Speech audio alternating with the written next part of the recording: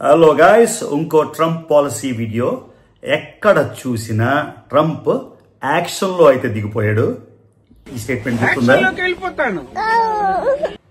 So ఎక్కడ చూసినా Trump పానమా canal అని అంటున్నాడు. Panama Canal is a disgrace. We're being ripped off at the Panama Canal. అంతేకాకుండా పానమా canal గురించి ఇనాగరేషన్ అడ్రస్ లో కూడా మాట్లాడాడు. We have been treated very badly from this foolish gift that should have never been made, and Panama's promise to us has been broken. So ఈ 82 కిలోమీటర్ల పానమా canal ఎందుకు అంత important? ఎందుకు డొనాల్డ్ ట్రంప్ దాన్ని, అది పానమా దేశంకి చెందింది అయినా కూడా అమెరికా అది వెనక్కి తీసుకోవాలి అని ఎందుకు అంటున్నాడు? సో ఇది సమ్ కైండ్ ఆఫ్ గూండాయిజమా? అంతేకాకుండా గ్రీన్లాండ్ అనేది ఒక చాలా విశాలమైన భూభాగం, అది డెన్మార్క్ కంట్రోల్లో ఉంది. ఆ గ్రీన్లాండ్ను కూడా ఇంతకుముందు ఎలా అయితే కాలిఫోర్నియా, టెక్సస్లో కొన్ని పార్ట్స్ని అమెరికా ఎలా కొనుక్కుందో, లూజియానా, ఈ ప్రస్తుతం లూజియానా పర్చేజ్ అని ఫ్రాన్స్ నుంచి కొనుక్కుందో, అలాగ డెన్మార్క్ నుంచి గ్రీన్లాండ్ కొనేయాలి అంటున్నాడు. ఎందుకు అంటున్నాడు? సో ఇవన్నీ పక్కన పెట్టేస్తే ఒక మంచి అంటే డిస్ప్యూట్ లేని విషయం ఏంటంటే, అమెరికా, మీకు తెలుసు Neel Armstrong, Edwin Collins moon మీద మొట్టమొదటిసారి అడుగు పెట్టారు 1969 అనుకుంటాను. అలానే ఆయన మిషన్ మార్స్కి మనోళ్ళు పంపించారు, వెరీ గుడ్. కానీ హ్యూమన్ బూట్స్ అంటే మనుషుల్ని మిషన్ మార్స్కి పంపిస్తామని ఒక స్టేట్మెంట్ చేశాడు. సో దానికి ఎలాన్ మస్క్ కూడా చాలా సంతోషంగా హర్షించాడు, అంటే టెక్నాలజికల్ అడ్వాన్స్ అని. సో ఇక్కడ ఈ క్లిప్ చూడండి. Destiny into the stars, launching American astronauts to plant the stars and stripes on the planet Mars.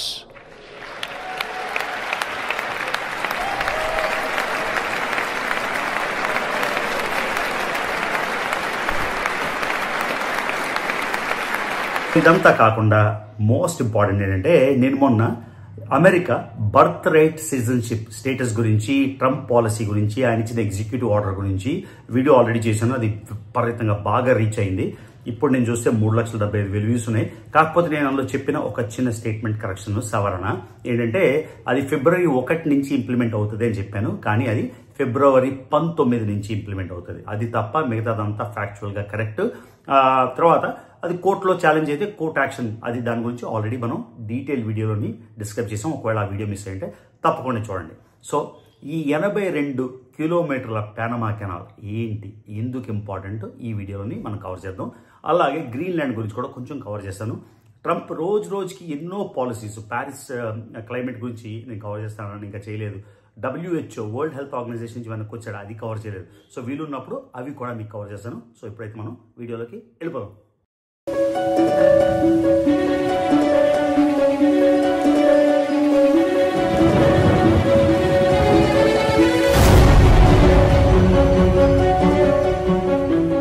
Canal ఎందుకంత ముఖ్యమైనది, ఎందుకు ట్రంప్ దాన్ని వెనక్కి తీసుకుందాం అనుకుంటున్నాడు అని కొంచెం హిస్టరీ ఇస్తాను. సో పానమా కెనాల్ 82 కిలోమీటర్ల వాటర్ వే. ఇది పెసిఫిక్ మహాసముద్రం నుంచి అట్లాంటిక్ మహాసముద్రాన్ని కెరీబియన్ సముద్రం ద్వారా కనెక్ట్ చేస్తుంది. అంటే ఒకవైపు పెసిఫిక్ మహాసముద్రం, ఇంకోవైపు అట్లాంటిక్ మహాసముద్రం ఉండే ఏరియాని కెరీబియన్ సీ అంటారనమాట. సో దాన్ని 82 కిలోమీటర్లు మధ్యలోని ఒక ఆర్టిఫిషియల్ లేక్ లాగా క్రియేట్ చేసి షిప్పులు ఈ మహాసముద్రం నుంచి ఆ మహాసముద్రానికి, అది లేకపోయింది. సో ప్రతి షిప్కి దీనివల్ల 3 వారాలు ఎక్స్ట్రా టైం పడుతుంది. అంతేకాకుండా ఎంతో ఇంధనం, ఎంతో ఆయిల్ ఖర్చు పెట్టాల్సిన వస్తుంది. సో ప్రతి షిప్కి చాలా చాలా చాలా చాలా డబ్బులు మిగులుతాయి. ఓకే, సో అదే కాకుండా ఈ పానమా కెనాల్లోంచి దాటడానికి ఒక్కొక్క షిప్కి ఇంచుమించుగా $2,80,000 నుంచి $5,00,000 ఖర్చు అవుతుంది ఒక షిప్కి. వినండి, అంటే 2.5 కోట్ల రూపాయలు కట్టాలి ఫీజు, లేకపోతే పెద్ద షిప్ అయితే 4 కోట్లు దాటి. కానీ ఒక్కొక్క షిప్కి యావరేజ్న 11 గంటలు పడుతుంది ఈ 82 కిలోమీటర్లు దాటడానికి. ఎందుకంటే ఇక్కడ టోపోగ్రఫీ కింద మీద ఉంటాయి. సో ఒక కైండ్ ఆఫ్ లాకింగ్ సిస్టమ్ ఉంటుంది అన్నమాట. ఒక షిప్ వస్తుంది, వెంటనే నీళ్లు ఇలా పైకి వెళ్తాయి. అప్పుడు షిప్ కూడా పైకి వెళ్తుంది. మళ్ళీ నెక్స్ట్ అంటే కొండల మధ్యలో ఉంది కాబట్టి మళ్ళీ నీళ్లు దించుతారు, అప్పుడు షిప్ అలా కిందకి వెళ్తుంది. ఇలాగా అంటే ఒక లిఫ్ట్ టైపు, అంటే లిఫ్ట్ ఎక్కి షిప్ పైకి వెళ్ళడం, మళ్ళీ లిఫ్ట్తో కిందకి దిగడం, అలాగా అమేజింగ్ టెక్నాలజీతో కట్టారు. ఒక్క షిప్కి 200 మిలియన్ లీటర్ల ఫ్రెష్ వాటర్, ఒక షిప్ వెళ్ళడానికి 200 మిలియన్ లీటర్ల ఫ్రెష్ వాటర్ అయితే ఖర్చు అవుతుంది. అందుకనే మీకు చెప్పినట్టు ఒక షిప్కి 2.5 కోట్ల నుంచి 5 కోట్లు అయితే ఖర్చు అవుతుంది. ఓకే, సో ఇంచుమించుగా ఎస్టిమేటు ఒక 20,000 షిప్లు అయితే ఇలా క్రాస్ చేస్తాయి. దీనివల్ల ఎంతో ఎంతో ఎంతో ప్రాఫిట్స్ ఇక్కడ నేను చూసిన స్క్రీన్ షాట్ అయితే పెడతాను. ఓకే, సో ఎందుకు ట్రంప్ దీన్ని తీసుకుందాం అని అనుకుంటున్నాడంటే, ఈ కెనాల్కి ముందర ఎంట్రన్స్లోని చివరి ఎంట్రన్స్లోని అంటే 2 వైపులా కూడా ఒక హాంకాంగ్ బేస్డ్ హచిన్సన్ కంపెనీ అని దాని వాళ్ళు కంట్రోల్ చేస్తారు. ఎవరు షిప్లు వెళ్తారు, వాళ్ళ కస్టమ్స్ కానీ కార్గో కానీ ఇవన్నీ. సో హాంకాంగ్ చైనా కంట్రోల్లో ఉంది కాబట్టి చైనా నేషనల్ పాలిటిక్స్ బట్టి ఏ కంపెనీ అయినా సరే, హాంకాంగ్ బేస్డ్ అయినా చైనా బేస్డ్ అయినా, చైనా నేషనల్ ఇంట్రెస్ట్కి వ్యతిరేకంగా పనిచేయడానికి వీలు లేదు అని. సో ట్రంప్ కోపం ఏంటంటే, పానమా కెనాల్ కట్టింది అమెరికా, 1914లో కంప్లీట్ అయింది. సో మళ్ళీ దీనికి కొంచెం హిస్టరీ ఏంటంటే, పానమా ఇంతకుముందు కొలంబియా కంట్రోల్లో ఉండేది, కొలంబియా దేశ కంట్రోల్లో. సో కొలంబియా దేశం నుంచి విడిపోయినప్పుడు అమెరికా చాలా హెల్ప్ చేసి పానమాకి ఇండిపెండెన్స్ వచ్చేటట్టు చేసింది. అయ్యాక ఫ్రెంచ్ వాళ్ళు ఇనీషియల్గా పానమా కెనాల్ కడతామంటే వాళ్ళు కట్టలేక, చాలామంది చనిపోవడం వల్ల, డిజీజ్ వల్ల, జబ్బు వల్ల, వాళ్ళకి ఉన్న టెక్నాలజీ లేక వాళ్ళు వెళ్ళిపోతే అమెరికా దిగి పూనుకొని 1914 వరకు ఇంచుమించుగా $314 మిలియన్, లేకపోతే 314 నుంచి 680 మిలియన్ ఖర్చు అయింది. అమెరికా సొంత డబ్బులతో ఈ పానమా కెనాల్ నిర్మించింది. ఓకే, ఇప్పుడు లెక్కలో చూస్తే అది 1914 కదా, ఇప్పుడు లెక్కలో చూస్తే ఇంచుమించుగా $30 బిలియన్ అమెరికా ఖర్చు పెట్టింది. 1 బిలియన్ అంటే 8,500 కోట్లు. ఓకే, 1 బిలియన్ అంటే 8,000, ఇప్పుడు లెక్కలో 8,700 కోట్లు. సో 8,700 కోట్లు టైమ్స్ 30 వేసుకుంటే ఇంచుమించుగా 2,70,000 కోట్లు ఎంత వస్తుంది, మీరు లెక్క చూసుకోండి.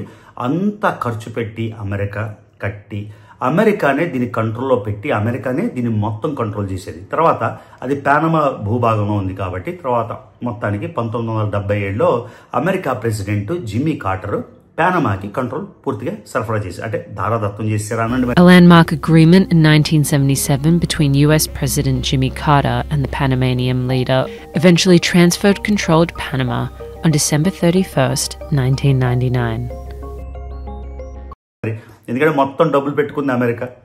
మళ్ళీ చెప్తున్నా, $30 బిలియన్ ఇప్పుడు లెక్కలోని దాన్ని దారాదత్తం చేసి పానమాకి కంట్రోల్కి ఇచ్చేశారు. సో ఆ అగ్రిమెంట్లో కూడా ఏమనుందంటే, ఏ కంట్రీకి పార్షియాలిటీ లేకుండా అన్ని కంట్రీలకి సమన్వయం ఈక్వానిమిటీ, అందరినీ ఒకేలాగా చూసి ఏ పార్షియాలిటీ లేకుండా ప్రతి షిప్ని ప్రతి కంట్రీని వెళ్ళాలి. అంతేకాకుండా ఈ కెనాల్ని ఏ విధమైన రాజకీయ పరిస్థితులకు కానీ, జియో పాలిటిక్స్ కానీ అలాంటి వాటికి వాడకూడదని అగ్రిమెంట్ ఉంది. అంతేకాకుండా నేను ఒకటి చూశాను, ఒక అగ్రిమెంట్ అయితే ఉంది, ఆ అగ్రిమెంట్ ప్రకారం అమెరికా అయితే వెనక్కి తీసుకోవచ్చని. నేను మిగతా ఛానల్స్లో చూస్తే ఇది ఎక్కడా మాట్లాడలేదు, కానీ నాకు ఒక క్లిప్ అయితే దొరికింది, ఆ క్లిప్ యాడ్ చేస్తాను. ఇలాంటి పరిస్థితుల్లో అయితే అమెరికా ఈ కెనాల్ని వెనక్కి తీసుకోవచ్చు. They've abused that gift. The purpose of our deal and the spirit of our treaty has been totally violated.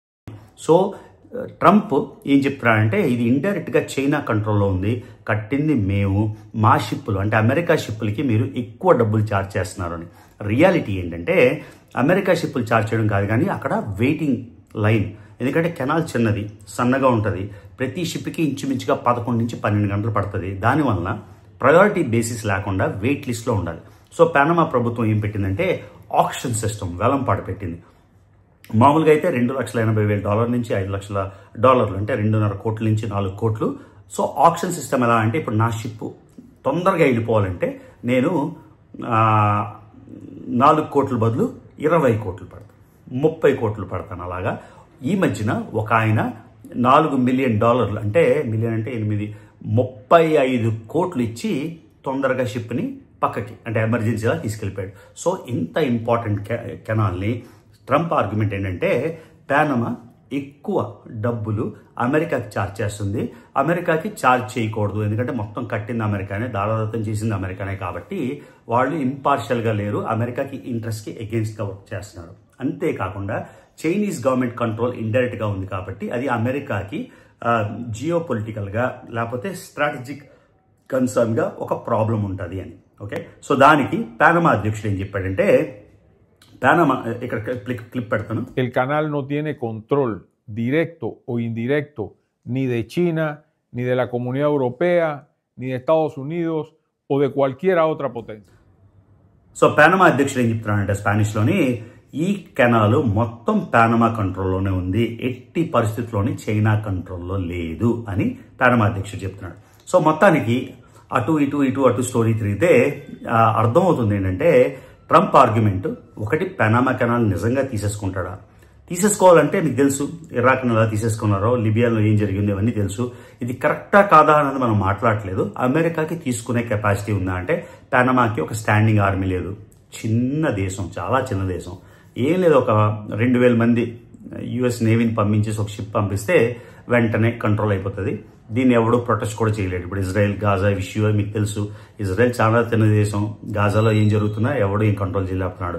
అలాంటిది అమెరికా లాంటి సూపర్ పవర్ నిజంగా పానమా కెనాల్ తీసేసుకోవాలి అంటే ఒక్క రోజులో వాళ్ళు వెనక్కి తీసేసుకోగలరు. కానీ తీసేసుకుంటారా? ఇంటర్నేషనల్ అంటే అమెరికా ఏది చేసినా, ఇప్పుడు ఇరాక్లోని ప్రతి ఒక్కరు ఇరాక్ని ఇన్వైట్ చేయొద్దన్నారు, కానీ అమెరికా చేసేసింది. సద్దాం హుసేన్ లేపేశారు, గవర్నమెంట్ మార్చేశారు. సేమ్ థింగ్ లిబియాలో గదాఫీని లేపేశారు, మార్చేశారు. ఇప్పుడు వెనిజువెలాలోని చాలా ప్రయత్నిస్తున్నారు, మొత్తం ఎంబార్గోలు పెట్టేశారు. రష్యాలో ఎన్ని ఎంబార్గోలు ఉన్నాయో తెలుసు మీకు.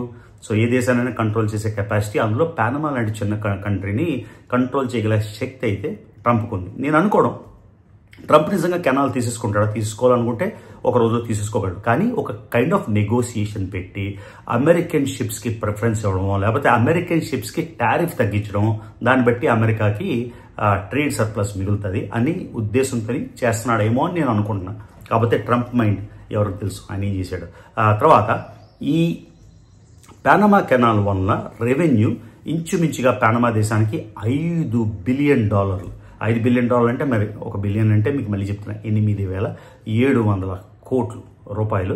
సో పానమా ఏమో $5 బిలియన్, ఇంచుమించుగా 20 నుంచి 30% పానమా మొత్తం వాళ్ళ ఎకానమీ ఈ పానమా కెనాల్ నుంచి వస్తుంది. సో వాడికి అది చాలా ముఖ్యమైన విషయం.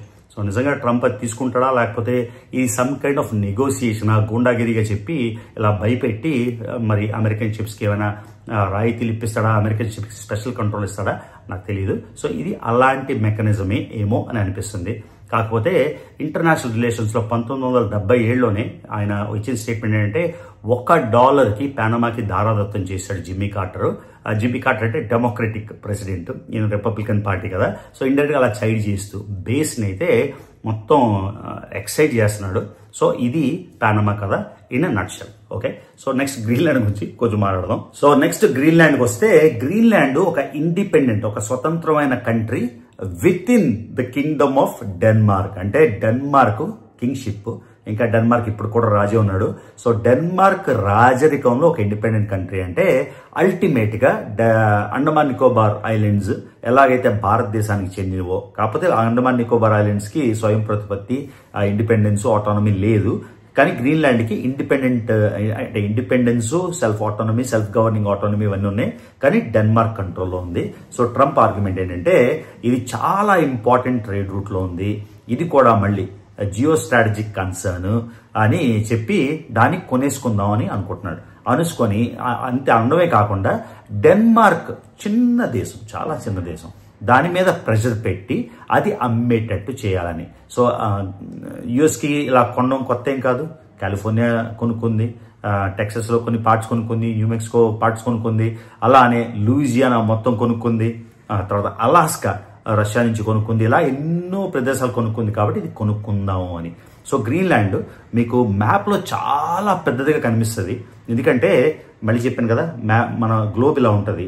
సో దాన్ని మ్యాప్లా స్ట్రెచ్ చేస్తే కొన్ని దేశాలు పైవి కిందవి కొంచెం పెద్దలా కనిపిస్తాయి. కానీ గ్రీన్లాండ్ చిన్న ప్రదేశం కూడా కాదు, ఇంచుమించుగా 2/3 ఆఫ్ ఇండియా సైజ్. అంటే ఇండియాలోని 2 పావులు ఎలా చెప్పాలి 60 ఇంచుమించుగా 66% ఇండియా సైజు. అంటే అంత పెద్ద భూభాగాన్ని కొనేసుకుంటే మెయిన్ ఇంపార్టెన్స్ ఏంటంటే గ్రీన్లాండ్లోని చాలా ఇంపార్టెంట్ ఖనిజాలు ఉన్నాయి, లిథియం లాంటివి, ఇంకా చెప్పలేనివి ఎన్నో ఎన్నో ఎన్నో ఎన్నో లక్షల టన్నులు మినరల్స్ ఉన్నాయి. సో ఇప్పుడు మన గ్లేషియర్స్ అన్నీ కరిగిపోతుంటే మీకు తెలుసు కదా, మంచు కరిగిపోతుంది, ధ్రువాలు కరిగిపోతున్నప్పుడు అక్కడంతా కూడా ఎన్నో మినరల్ రిసోర్సెస్ ఉన్నాయి. అవన్నిటిని అమెరికా తీసుకుందామని బేసిక్గా, అంతే కదా. ఏదో డెన్మార్క్ ఏమి శత్రువు దేశం కాదు, అది కూడా నేటోలో భాగం. సో డెన్మార్క్ నుంచి కానీ గ్రీన్లాండ్ నుంచి కానీ ఎటువంటి కన్సర్న్ రాదు. కాకపోతే అసలు లాజిక్ ఏంటంటే అలా తీసుకుందామని. సో ఇది లీగల్గా తీసుకోవచ్చా అంటే తప్పకుండా లీగల్గా తీసుకోవచ్చు. ఎలా అంటే గ్రీన్లాండ్ ఇంత పెద్ద దేశం అయినా కూడా, ఇంత పెద్ద భూభాగం అయినా కూడా వాళ్ళ పాపులేషన్ కేవలం 57,000 మంది. సో ఒక రెఫరెండం లాంటివి జరిగితే అంటే 57,000 మంది ఒక రెఫరెండం చేసుకుంటే మీరు డెన్మార్క్లోనే ఉంటారా, ఇండిపెండెన్స్ తీసుకుంటారా, అమెరికా వైపు వెళ్ళిపోతారా అని ఒక ఓటింగ్ పెట్టి అందులో 57,000 మందిలోని సగం ఎంత, కనీసం ఇంచుమించుగా 30,000, 29,000 మంది ఓకే మేము అమెరికాలో వెళ్ళిపోతాం అంటే కూడా దాన్ని సెల్ఫ్ డిక్లరేషన్ ఆఫ్ ఇండిపెండెన్స్ లా చేసుకొని అమెరికా దాన్ని తీసుకోవచ్చు అని ఈయన ప్రపోజల్ పెట్టారు. సో వాళ్ళ అబ్బాయిని కూడా గ్రీన్లాండ్ పంపించి సమ్ కైండ్ ఆఫ్ నెగోసియేషన్ అయితే మొదలెట్టాడు.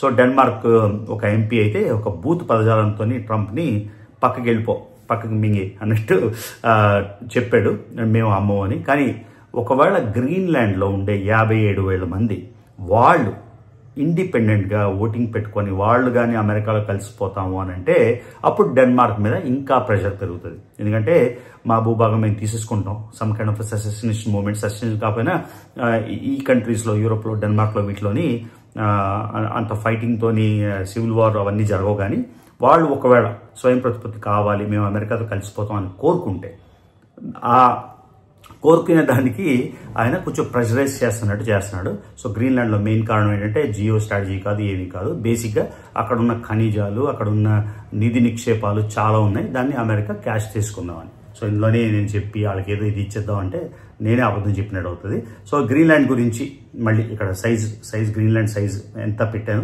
ఇండియా సైజ్ కూడా ఇటువైపు పెడతాను, మీకు అర్థమవుతుంది ఎంత పెద్ద భూభాగం, ఎంత స్ట్రాటజిక్ పాస్లో ఉంది. అంటే ఇక్కడ నార్త్ అమెరికాకి, యూరప్కి, అంటే నార్త్ అమెరికా ఖండంకి, యూరప్కి ఖండంలోకి, ఐస్లాండ్కి ముందు లెఫ్ట్ సైడ్ కెనడాకి దగ్గరలోని అతి పెద్ద భూభాగం, మొత్తం అంతా మంచుతో ఎప్పుడు కప్పబడి ఉండే భూభాగం.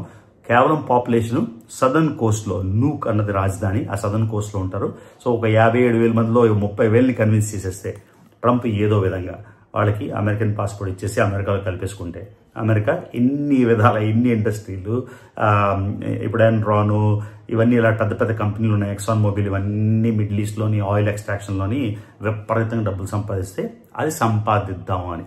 మళ్ళీ ఇది పాసిబుల్ అవుతుందా అంటే ట్రంప్ అనుకుంటే డెన్మార్క్ మీద ప్రెషర్ పెడితే, అన్ని రకాల ప్రెషర్ పెట్టి అమ్మాలనుకుంటే దానివలన మళ్ళీ యూరోప్కిను అమెరికాకి డివైడ్ అవుతుందా. కానీ ఒకవేళ కానీ 57,000 మంది డిసైడ్ చేసుకుంటే చాలా ఈజీగా అయిపోతుంది. ఓకే, సో పానమా కెనాల్ గురించి మీకు పూర్తిగా ఎక్స్ప్లెయిన్ చేశాను అని అనుకుంటున్నాను. గ్రీన్లాండ్ గురించి కూడా ఎక్స్ప్లెయిన్ చేశాను అనుకుంటున్నాను. అలానే తర్వాత ప్యారిస్ ట్రీటీ గురించి, WHO గురించి ట్రంప్ ఉన్నంతసేపు ఏదో ఒక కొత్త పాలసీ అయితే తీసుకొస్తారు కాబట్టి నాకు వీలైనంత వరకు నేను చెప్తాను.